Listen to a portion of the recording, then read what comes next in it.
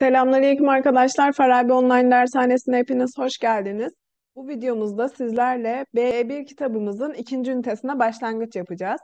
Evet arkadaşlar, ikinci ünitemizin beceriler kısmında metinleri anlama, yorumlama, fikir alışverişinde bulunma konumuz var. Dil bilgisi konusunda ise isim fiil eklerimizden bahsedeceğiz. Devamında emir kipinde dolaylı anlatımdan bahsedeceğiz arkadaşlar. Yine her ünitede olduğumuz gibi bu ünitemizde de A, B ve C bölümü olmak üzere 3 bölüm mevcut arkadaşlar. Ben bu ünitenin dil bilgisi konusunu slide üzerinden birlikte işlemek istiyorum. İsim fiilleri bir bütün olarak anlatmak istiyorum. Evet arkadaşlar, ikinci ünitemizin birinci videosunda isim fiillerden bahsediyoruz. İsim fiil, eylem kök ya da gövdelerinden ma, me, mak, mek, ış, iş, uş, üş ekleriyle türeyen, cümlede ad olan veya yan cümlecik kuran fiillerdir. Arkadaşlar burada ma, me, mak, mek, ış, iş eklerini görüyorsunuz. Biz bunları mayışmak diye kodluyoruz arkadaşlar. Mayışmak. Evet arkadaşlar. Burada gördüğünüz gibi isim fiillerde ma, ış, iş, uş, üş ve mak, mek eklerinden bahsettik. İsim fiillerimiz 3 ekten oluşuyormuş. Neymiş? Ma, ış, iş, uş, üş, mak, mek. Şimdi arkadaşlar buradaki y kaynaştırma. Eğer isim fiil olduğunu anlamak istiyorsak bu kodu kullanabiliriz. Mayışmak. Mayışmak eklerinden bir tanesi varsa bu isim fiildir. Ma, me eki birinci ekimiz. Y burada kaynaştırma. Y burada kaynaştırma arkadaşlar. Herhangi bir ek değil. Iş, iş, uş, üşler. Bunların hepsi bir ek arkadaşlar. Mak, mek de burada isim fiilimizin sonuncu eki. Şimdi tekrar slaytıma dönüyorum. Çok uyumak baş ağrısı yapar. Burada mayışmak kodumuzdan mak ekimizi almış, isim fiil kullanılmış. Uzun zamandır gülmeyi bile unuttuk. Ma, me eklerinden me gelmiş arkadaşlar. Normalde gülmeyi bile unuttuk.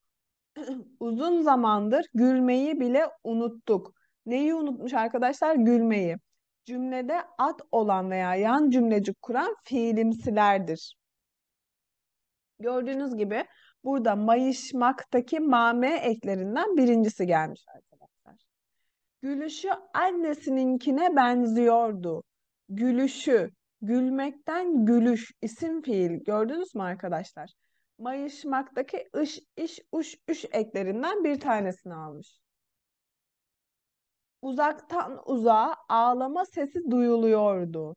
Mame eklerimizden ağlama, ma'yı almış arkadaşlar.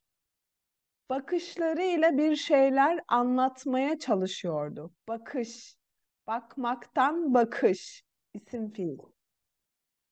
Küçük bir notumuz var arkadaşlar. Iş, iş, uş, üş ekleri de fiilden fiil yapan işteşlik ekiyle yani me ekleriyle, olumsuzluk ekleriyle karıştırılabilir.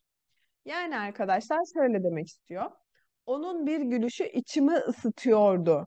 Arka taraftaki öğrenciler gülüşüyordu. Şimdi burada arkadaşlar gülüşmek yani bir işi karşılıklı yapmak, işteşlik eki.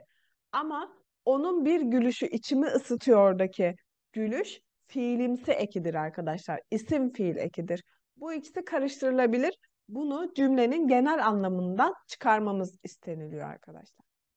Şimdi tekrar aramızda olmanı çok sevindim. Buradaki isim fiildeki ma. Elimden geleni yaptım ama olmadı. Buradaki mame de olumsuzluk ekidir arkadaşlar. İkinci bir notumuz, isim fiil eklerini alan bazı kelimeler kalıcı isim olurlar. Artık sözcük fiilimsi olmaktan çıkıp bir nesne olmuştur. Hemen örnek verelim.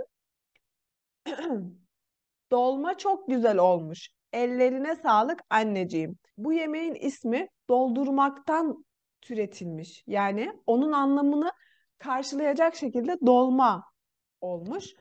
Ama burada arkadaşlar mame fiilimsi değil tamamen o yemeğinki kendi ismi haline gelmiş. Şimdi arkadaşlar az önceki slaytımızda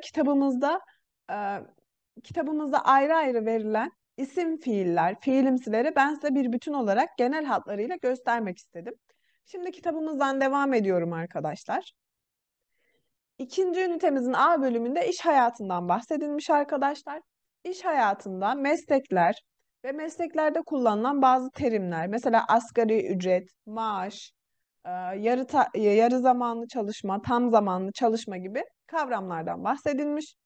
Hazırlık çalışmamızda hangi meslekleri biliyorsunuz? Boşluklara yazalım, arkadaşlarımızla karşılaştıralım deniliyor. Herkesin aklına meslek deyince doktorluk, mühendislik gibi genel kullanılan meslekler geliyor arkadaşlar. Biz de burada birkaç tane örnek verelim. Mesela doktorluk benim de aklıma direkt gelen mesleklerden birisi. Mühendislik ikincisi. Öğretmenlik, psikolog artık günümüzde de çok duyduğumuz bir meslek. Fizyoterapistlik. Arkadaşlar bu doktorluk, fizyoterapistlik, hemşirelik, eczacılık, sağlık teknikerliği, ebelik gibi mesleklerin hepsi tıp alanına girer arkadaşlar. Yani tıp alanında deyince sadece doktorluk aklımıza gelmesin. Sadece tıp e, doktorlarla alakalı diye değil. Mesela hemşire de, sağlık teknikeri de hepsi bu tıp alanında çalışan meslek gruplarına girer. Şimdi aşağıdaki kelimeleri uygun boşluklara yerleştirelim. Zahmetli, dolgun ücretli, asgari ücret, düşük ücret, geçici, tam zamanlı, yarı zamanlı, stresli, ikramiye, cazip. Bunlar arkadaşlar meslek hayatında genellikle kullanılan bazı terimlerdir. Zahmetli yani bir işin çok zor olmasından bahsediyor. Dolgun ücretli, dolgun demek arkadaşlar gerçek kelime anlamı kalın. Yani incenin tersi olarak düşünebilirsiniz. Dolgun ücret burada bir yan anlam gibi kullanılmış arkadaşlar. Yani e, maaşı güzel, dolgun ücretli yani yüksek maaşlı demek istiyor. Asgari ücret, asgari en az minimum demektir arkadaşlar. Asgari ücret ise bir insanın yaşamını devam ettirebilmesi için alacağı en düşük ücrettir arkadaşlar. Cazip, cazip uygun demektir arkadaşlar. Bunları yerine koymamız istenilmiş. Birkaçını sizlerle birlikte yapalım. Cazip bir iş sizi heyecanlandırır, ilginizi çeker. Patronun ikramiye vermesi işçileri motive eder. Dolgun ücretli bir işte çalışmak size çok para kazandırır. Asgari ücreti devlet belirler gibi birkaç tane örneği sizlerle yaptık arkadaşlar. Kitabımızda dil bilgisi konumuzu nasıl ele almış? Bunlara bakalım arkadaşlar. İsim fiil eklerimizden ma ve mak eklerini yani mayışmaktaki ma ve mak eklerini almış. Atlaştırma bir fiilin cümle içerisinde at görevinde kullanılması demektir. Türkçe'de atlaştırma fiiline mak, mek, ış eklerinin getirilmesiyle yapılır. Bu ekler bütün fiil kök ve gövdelerine gelebilir. Bu eki alan fiiller cümlede isim gibi kullanılarak bir işin, hareketin adı olur. Bu eklerden sonra ad, durum, hal ekleri gelebilir. Örnek, tatil yapmak, dinlenmek her insanın ihtiyacıdır. Evime yeni bir çalışma masası aldım. Sigara içmek sağlığa zararlıdır. Not verilmiş arkadaşlar. Mak eki kalıcı isimde yapar. Sabah marketten taze ekmek aldım. Ekmekten ekmek isimleşmiş. Mangalı yakmak için çakmak. Çakmaktan çakmak arkadaşlar isimleşmiş. Az önce slaytımızda da verildiği gibi. Çok yağlı yemekleri sevmiyorum. Yemek de artık bir isimleşmiş kelimedir arkadaşlar.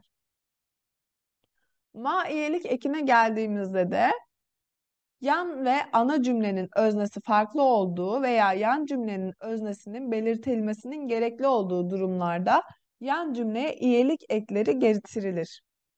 Doğum günüme onun gelmesini istemiyorum. Çocuklar yüksek sesle müzik dinlememizden rahatsız oluyor. Senin odanı toplamamana çok kızıyorum. Derslere düzen Derslere düzenli gelmeniz sizin için çok yararlı. Sizin işten ayrılmanız bizi çok üzdü. Aşağıdaki boşlukları uygun eklerle dolduralım. İsim fiil kullanarak fiilimsi yapmamız isteniliyor arkadaşlar. Evde yalnız kalmaya alıştım. Evde yalnız kalmaya alıştım. İnsanlar durakta otobüsün gelmesini bekliyorlar. Eşimin ehliyeti var ama araba kullanmaktan korkuyor. Mek, mayışmaktaki mak. Onunla konuşmayı denedim ama beni dinlemedi. Mame, senin iş teklifini kabul et. Sen o iş teklifini kabul etmeyi, mayışmaktaki me, düşünüyor musun? Gibi birkaç örneğimiz verilmiş arkadaşlar. Daha sonra A bölümümüzün dinleme metniyle bu bölümümüzü sonlandırmış arkadaşlar.